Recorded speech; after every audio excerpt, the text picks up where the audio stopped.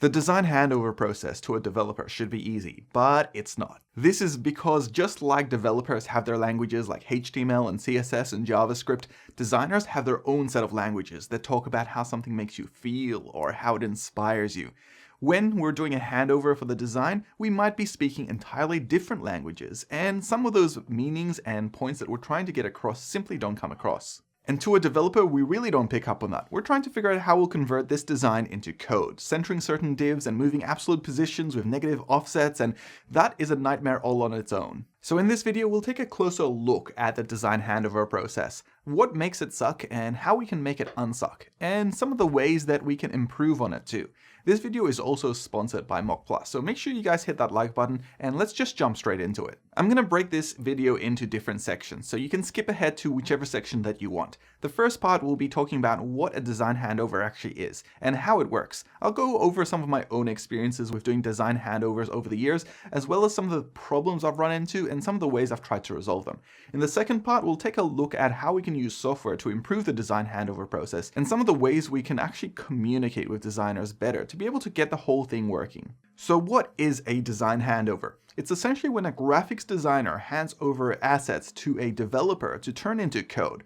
The problem is that often there's no strict guideline to be able to do this. So every graphics designer just sort of interprets whatever they want, and then the developer has to figure that out themselves. Many developers have felt the pain associated with this, with essentially getting a single JPEG of a website design and then having to cut that up and put that back into code. Worse yet, you wouldn't get mobile responsive designs, you wouldn't get even normal browser widths. You would just get whatever the designer felt like in the moment, and you'd have to figure that out. So when you ended up writing out the code for that piece of design, then it would look very different than the original size because we had to sort of interpret how everything works. Then when we had to present, we would often find that we would have to go back and make changes to sort of try and adapt the design to some of the code that just simply wasn't the same. Now let me tell you about my own experience with the design handover process. Carl is a designer that I work with now for a number of years to be able to develop websites and apps, and we've built up a number of steps and systems to be able to improve this process.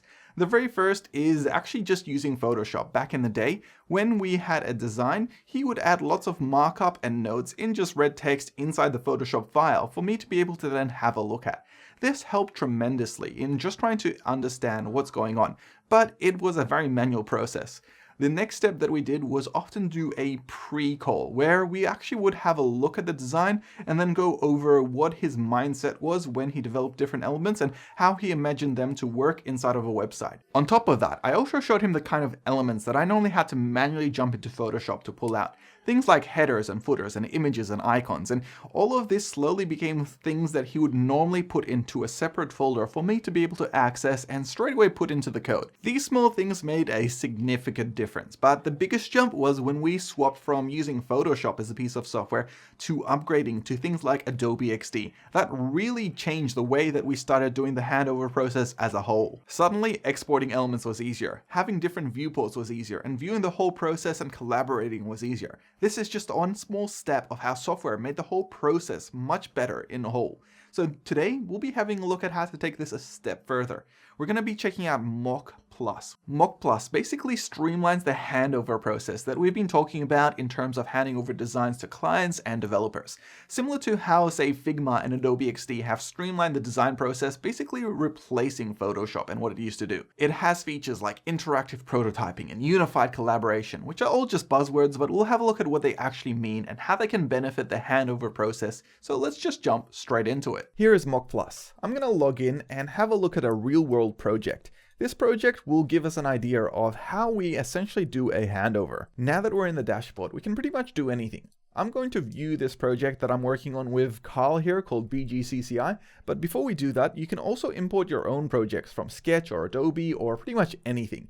You can also do online templating, which is similar to what you do on Figma, but realistically, we're just going to jump into this project right now to have a look at it.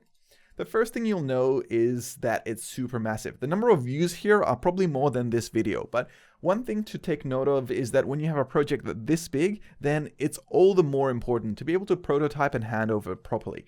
So let's actually view the very first page to see what I mean by handover. Okay, credit where is due. Carl has done an amazing job on the design of this website. There's quite a few different elements here that I'm not even sure how I'll recreate in CSS, but let's jump into some of the comments he's left here. The first one is on the menu here, and if we click on this, we can see that the menu button should expand out to a full screen block that'll display the full menu of the website, and the close button should be positioned in the same location as the open button for the menu. So essentially what he's saying is that instead of having a drop-down menu like we normally have on most websites, this is like a full screen menu. Now this is a quick example of how maybe the menu wasn't in the design. I'll have to probably put that together, but at least it gives me an idea of how he envisions the whole thing to work. Next up, we've got this section here with these little icons that are sort of like call to actions, and they've got these nice font awesome icons. I'm not sure how I'll recreate this bit in CSS, looks difficult, but if we click on the comment here, it says this section uses font awesome, but the whole block has been exported as a large SVG to use. So immediately I know I don't have to rebuild this whole section as CSS. There's just a nice SVG shape somewhere around that I can import as an image, and that'll make my life a lot easier. The next step in the process, as you can imagine, is actually developing out the design.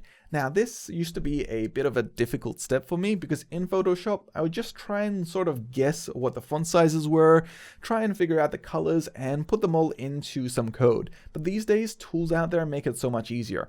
Mockplus has a specific tool here for development, and this development tool basically allows me to inspect any element on the page and get the properties for it. So for example, in here we get the font size, and if I move my body a little bit here to the left, we even get all the CSS properties that we need to rebuild this element. This is sort of what I mean by making development a little bit more streamlined in the handover process. And this is sort of also what my graphics designer gets to learn a little bit too, where he gets to learn how CSS equates to a design. And he's more specific when he needs changes now too.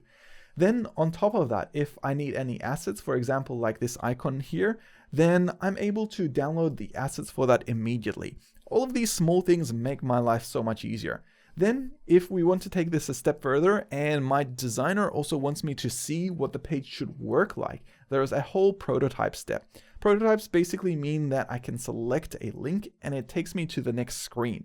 So when I preview this, I can see what the page should actually look like. If I select business directory, it takes me to the business directory page. If I click the logo, it takes me back. This way I can see that all the elements sort of line up really well, and no matter where I am, I can make sure that that design is replicated in code in the same way. At the end of the day, I cannot understate how important the design handover step is. Even once you're done, you can have a section here where you review the content, and if there's anything you missed, you can add some comments to it too. But all of this is working in line with both the designer and the developer and the client working on a design and having feedback that's constantly iterated through and improved. In the past, after I finished the design, I might have to spend another 5 to 10 hours trying to go through all the reviews and changes and trying to figure out essentially what the hell the client wants when they request a color to change or elements to move, even if it comes from the graphics designer. Now I can be specific about it. They can put it directly into the design or put it in comments, and I know exactly what I need to change.